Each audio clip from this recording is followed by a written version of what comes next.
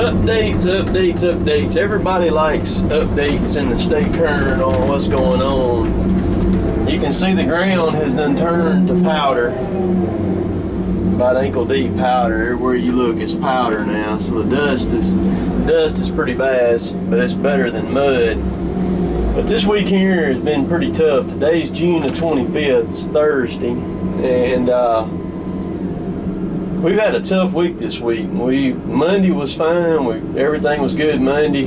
Tuesday, the 635 went down. We had a plug in the side of the transmission that backed out on it, and it started losing oil. And it took us a while to figure out where the source was coming from. It was just one of those to where it was leaking in one place, but the oil was actually ending up somewhere else, and it took quite a while to figure that out. And then in the meantime, while that was going on, I went to go cut the 2554 off right there, and it was idling, and I jumped up in it, idling fine, and opened it up wide open to stretch the boom out, and as soon as it opened up just like what it's supposed to. As soon as I touched hydraulics, engine locked up on it. Of course, remember, that's a brand new engine in that thing that we just put in there in April. I turned the key to crank it. It was just like you pulled all the spark plugs out of it. It had no compression whatsoever. I finally got it cranked. It was missing really bad, like it wasn't running on with just a couple of cylinders.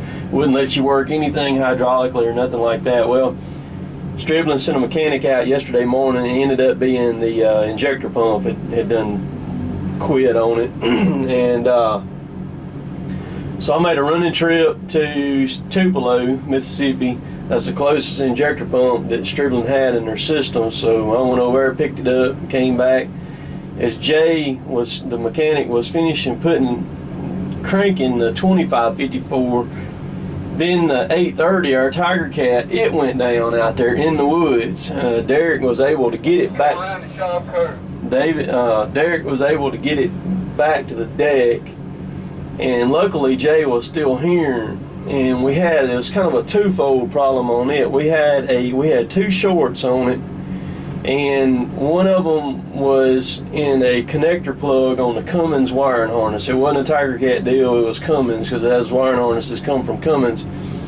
So fix that, but then we had another wire in that same set, and what happened was the wire, that shrink wrap wire loom is about 1 inch diameter set of wires. You know, they put that plastic net wrap over it and they heat it and it shrinks on those wires. Well, whoever at Cummins put that together, they jammed those wires up in there. So what was going on, I got the truck coming in, but what was going on is a lot of the wires in there were kinked, like I'm holding my finger right now, just kinked up real bad from where they just shoved those wires in that harness.